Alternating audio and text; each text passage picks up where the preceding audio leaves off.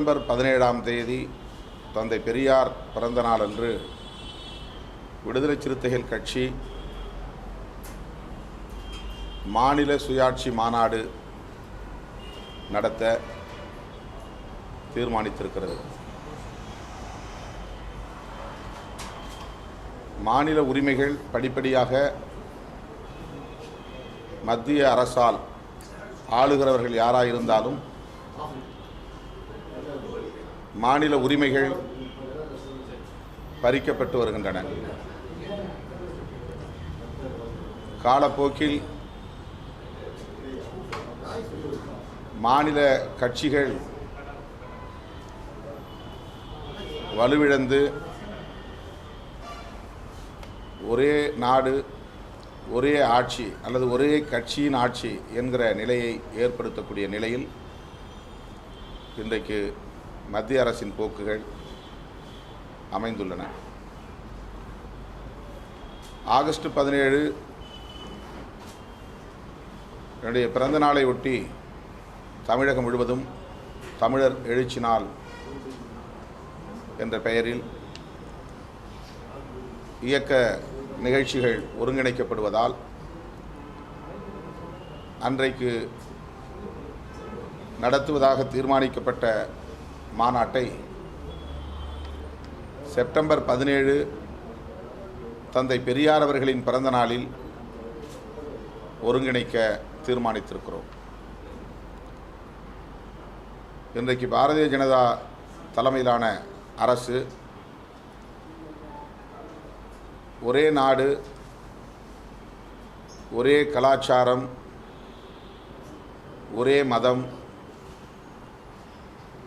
ஒரே வரி ஒரே கல்வி என்கிற அடிப்படையில்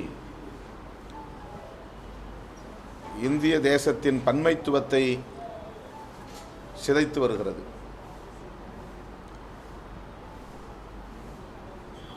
காலப்போக்கில் இது ஒரே கட்சி ஒரே ஆட்சி என்கிற நிலையை கொண்டு வருவதற்கான ஒரு முயற்சியாகவும் தெரிகிறது.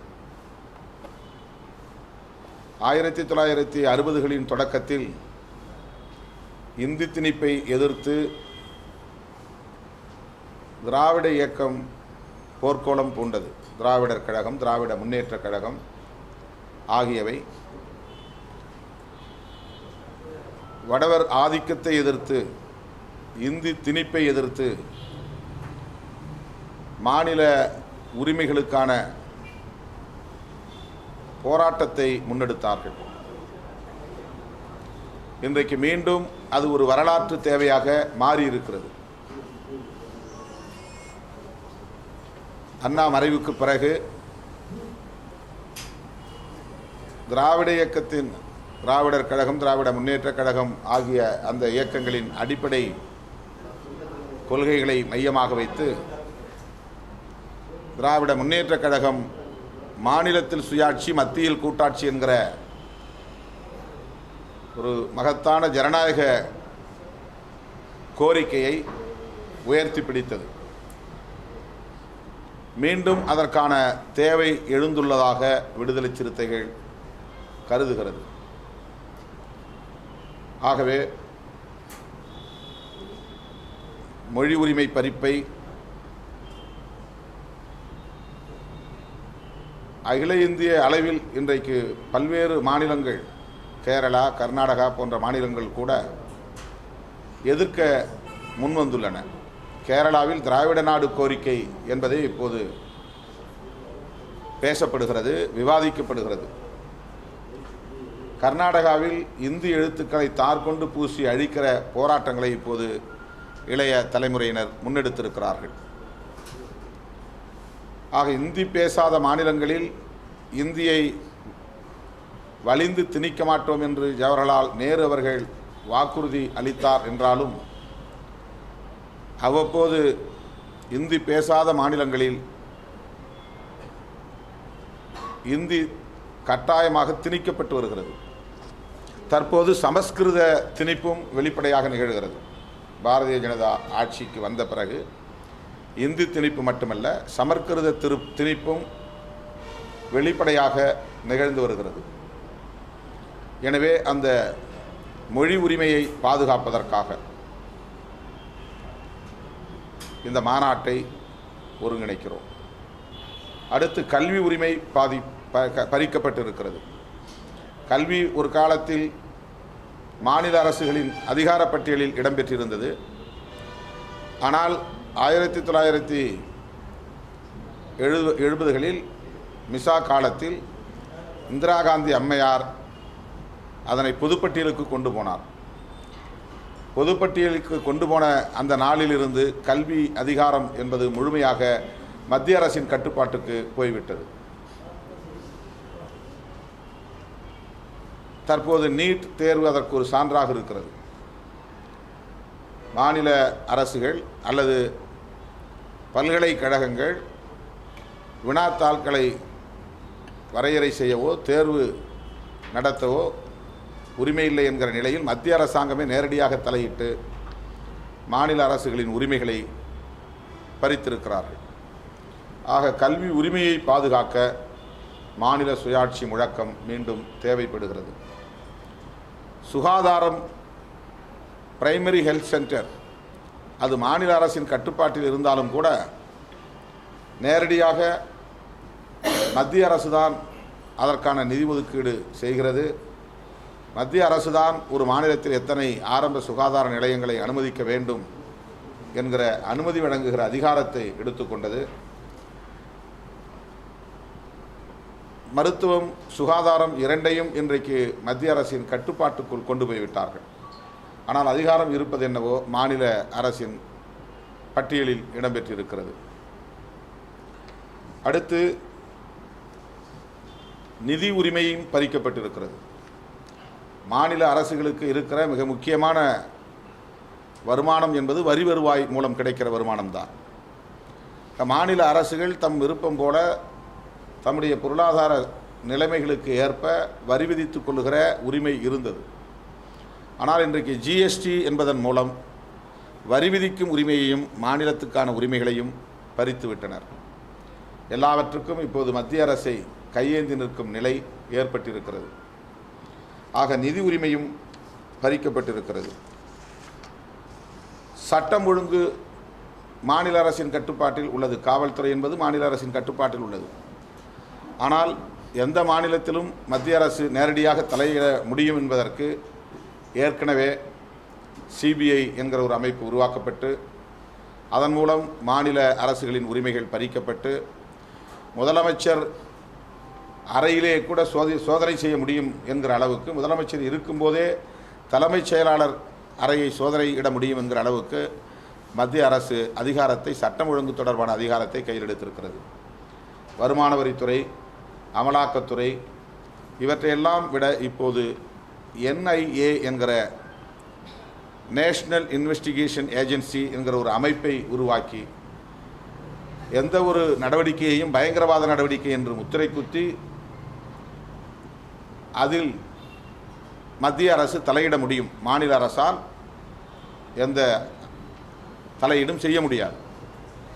ஆக நேரடியாக சட்டம் ஒழுங்கு அதிகாரத்தை இன்றைக்கு மத்திய அரசு கையில் எடுத்திருக்கிறது. இப்படி சட்டம் ஒழுங்கு தொடர்பான அதிகாரமும் பறிக்கப்பட்டிருக்கிறது. இவை மட்டுமில்லாமல் விளையாட்டு, நீர் ஆதாரம் உள்ளிட்ட அந்த துறைகளிலும் மத்திய அரசு தலையீடு செய்கிறது. அவற்றை மத்திய அரசு பொதுப்பட்டியலுக்கு கொண்டு செல்ல முயற்சிக்கிறது. இப்படி எண்ணற்ற உரிமைகளை பறிக்கும் நிலை ஏற்பட்டிருக்கிறது. பொது விநியோக திட்டத்தை ரத்து செய்யக்கூடிய வகையில், அதை முற்றிலும் ஒழிக்கக்கூடிய வகையில் மத்திய அரசு தலையிடுகிறது. சமையல் எரிவாயு மானியத்தை ரத்து செய்வதாக இருந்தாலும், நேஷனல் ஃபுட் செக்யூரிட்டி ஆக்ட் என்று உணவு பாதுகாப்பு சட்டம் ஒன்றை கொண்டு வந்து யார் யாருக்கு பொது விநியோக திட்டத்தின் மூலம் உணவுப் பொருட்களையோ மளிகை பொருட்களையோ இலவசமாகவோ மானிய விலையிலோ தர வேண்டும் என்பதை மத்திய அரசே தீர்மானிக்கிறது. ஆக கார்ப்பரேட் நிறுவனங்களுக்கு பயன்படக்கூடிய வகையில், ஒத்துழைக்கக்கூடிய வகையில் இந்த பொது விநியோக திட்டத்தை முற்றிலும் ஒழிக்கிற முயற்சியில் மத்திய அரசு ஈடுபட்டு வருகிறது. ஆக மாநிலங்களுக்கான அதிகாரங்களை உரிமைகளை முழுமையாக பறிக்கும் செயலில் மத்திய அரசு நேரடியாகவும் மறைமுகமாகவும் பல்வேறு வகைகளில் தலையீடு செய்வதை எதிர்க்கவும் அது குறித்த விழிப்புணர்வை உருவாக்கவும் அனைத்து ஜனநாயக சக்திகளை ஒருங்கிணைக்கவும் விடுதலை சிறுத்தைகள் முன்முயற்சி எடுக்கிறது. அந்த அடிப்படையில் பெரியார் பிறந்த நாளான செப்டம்பர் 17 அன்று சென்னையில் தோழமை கட்சி தலைவர்கள் பங்கேற்கிற வகையில் மாநில சுயாட்சி மாநாடு ஒருங்கிணைக்கப்படுகிறது.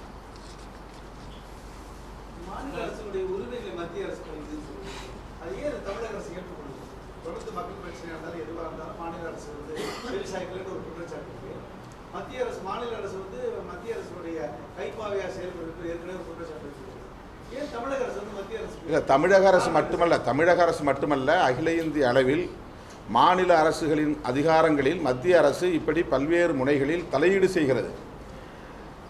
அதற்கு அவர்கள் அச்சுறுத்துதல் போன்ற நடவடிக்கைகளில் ஈடுபடுவதற்கு சிபிஐ, வருமான வரித்துறை மற்றும் அமலாக்கத்துறை போன்றவற்றை பயன்படுத்துகிறார்கள். ஐபி போன்றவற்றையும் பயன்படுத்துகிறார்கள். இதற்கு பலரும் அச்சப்படுகிற நிலை ஏற்படுகிறது.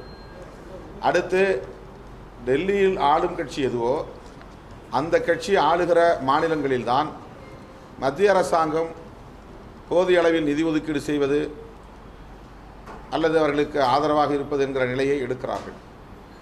டெல்லியில் ஆளுகிற கட்சி ஆளாத மாநிலங்களில், பிற மாநில கட்சிகள் ஆளுகிற மாநிலங்களில், குறிப்பாக தமிழ்நாடு பல்வேறு வகைகளில் புறக்கணிக்கப்படுகிறது. ஆற்று நீர் பிரச்சனைகளுக்கு தீர்வு காணாமல், கச்சத்தீவு பிரச்சனைக்கு தீர்வு காணாமல், தமிழ்நாட்டு மீனவர்களின் பிரச்சனைகளுக்கு தீர்வு காணாமல் இழுத்தடிப்பதற்கும் இது ஒரு காரணம். வெள்ள நிவாரணம் கேட்டு விவசாயிகள் தொடர்ந்து, வறட்சி நிவாரணம் கேட்டு தொடர்ந்து போராடி கொண்டிருக்கிறோம். ஆனால் மத்திய அரசு அதை ஒரு பொருட்டாக எடுத்துக்கொள்ளவில்லை. போதிய நிதி ஒதுக்கீடு செய்ய முன்வரவில்லை.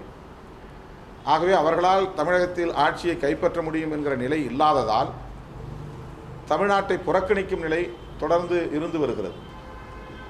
ஆக தமிழ்நாட்டிலும் மத்தியில் ஆளுவோரின் ஆட்சி இருந்தால்தான் தமிழ்நாடு கவனிக்கப்படும் என்கிற ஒரு ஓரவஞ்சனை அணுகுமுறை மத்திய அரசை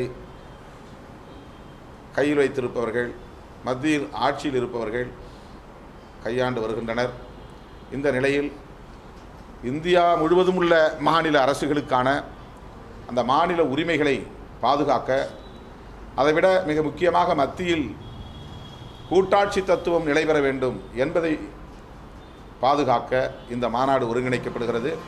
நம்முடைய அரசியலமைப்பு சட்டத்தின் மிக முக்கியமான அம்சங்களுள் மத்தியில் கூட்டாட்சி என்கிற அந்த ஃபெடரலிசம் என்கிற கூட்டமைப்பு தத்துவத்தை அது வலியுறுத்துகிறது. அதுதான் இந்திய ஒருமைப்பாட்டுக்கு, இந்திய ஒற்றுமைக்கு, வேற்றுமையிலும் ஒற்றுமை என்று சொல்லக்கூடிய அந்த கோட்பாட்டுக்கு துணையாக இருக்கிறது. அந்த தத்துவம் தான். எனவே கூட்டாட்சி தத்துவத்தை பாதுகாத்திட வேண்டிய ஒரு அவசியம் இப்போது எழுந்துள்ளது. ஃபெடரலிசம் என்கிற அந்த கூட்டாட்சி தத்துவத்தை, கூட்டமைப்பு தத்துவத்தை, அதையெல்லாம் சிதைக்கிற வகையில் இன்றைக்கு ஆட்சியாளர்கள், மத்தியில் அதிகாரத்தில் இருப்பவர்கள் செய்து வருகிறார்கள்.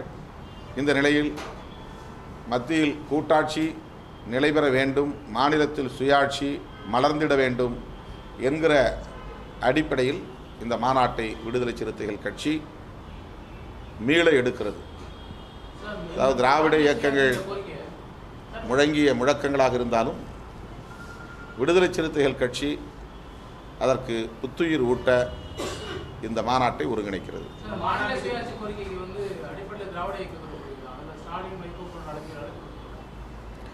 கட்டாயமாக இந்த கருத்தில் உடன்பாடு உள்ள அத்தனை கட்சி தலைவர்களையும் அழைக்க நாங்கள் முடிவு செய்திருக்கிறோம். திராவிட முன்னேற்றக் கழகம் கலைஞர் அவர்கள் தலைமையேற்ற போது அறிவித்த ஐவகை முழக்கங்களுள் இதுவும் ஒன்று என்பதை நாம் அறிவோம். மாநிலத்தில் சுயாட்சி, மத்தியில் கூட்டாட்சி என்பது அது ஒரு கட்சி அறிவித்த முழக்கமாக இருந்தாலும் அனைவருக்குமான முழக்கம். சமூக நீதி என்பது அம்பேத்கர் சொன்னார், பெரியார் சொன்னார் என்றாலும் அனைவருக்குமானது அது. சமத்துவம் என்பது உலகம் முழுவதும் பலரும் அதை முழங்குகிறார்கள் என்பதைப் போல அதை ஒவ்வொரு சமத்துவத்தை விரும்புகிற ஒவ்வொரு கட்சியும் அதை இன்றைக்கு நாம் உயர்த்தி பிடிக்கிறோம். அதுபோல் ஸ்டேட் அட்டானமி என்கிற இந்த மாநில சுயாட்சியை, ஃபெடரலிசம் என்கிற கூட்டாட்சி தத்துவத்தை பாதுகாப்பதற்கு இந்த மாநாட்டை விடுதலை சிறுத்தைகள் ஒருங்கிணைக்கிறது. மத்தியில் இருக்கிற 2 தேசிய கட்சிகள் மாநில சுயாட்சியில் எந்த கட்சி அதிகமாக தலையிடுதுன்னு நினைக்கிறீங்க? பிஜேபி, காங்கிரஸ்? இதை இப்படி நாம் ஒப்பீடு செய்ய வேண்டிய அவசியம் இல்லை. மத்திய அரசு என்பதே அதிகார குவிப்பு மையமாக இருக்க வேண்டும் என்று மத்தியில் ஆள வருகிற கட்சிகள் விரும்புகின்றன. காங்கிரஸும் சரி, பாரதிய ஜனதாவும் சரி. இதில் எது குறைவு எது அதிகம் என்று மதிப்பீடு செய்ய வேண்டிய அவசியம் இல்லை. இது அவருடைய கான்செப்டாக இருக்கிறது. மத்தியில் அதிகார குவிப்பு என்பது அவர்களுடைய ஆதிக்கத்தை நிலைநாட்டுவதற்கு தேவையாக கருதுகிறார்கள். அந்த அடிப்படையில் அதிகார குவிப்பு என்பது மிகவும் ஆபத்தானது. அந்த மத்தியில் அதிகாரத்தை குவிக்கிற போக்கை எதிர்ப்பதும், மாநில அரசுகளுக்கான உரிமைகளை பாதுகாப்பதும், மாநில அளவிலான அல்லது பல்வேறு தேசிய இனங்களுக்கான பாரம்பரிய கலாச்சார உரிமைகளை பாதுகாப்பதும் மிக முக்கியமானது. அந்த வகையில் இந்த மாநாட்டை ஒருங்கிணைக்கிறோம்.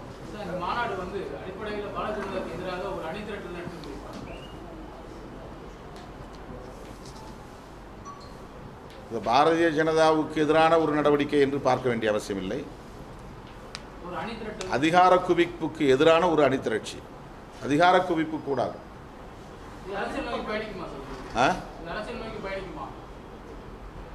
தேர்தல் அரசியலை நோக்கி பயணிக்குமான்றீங்களா? மாநாடு முடிந்த பிறகு பேசுவோம். சென்னையில் நடத்துகிறோம்.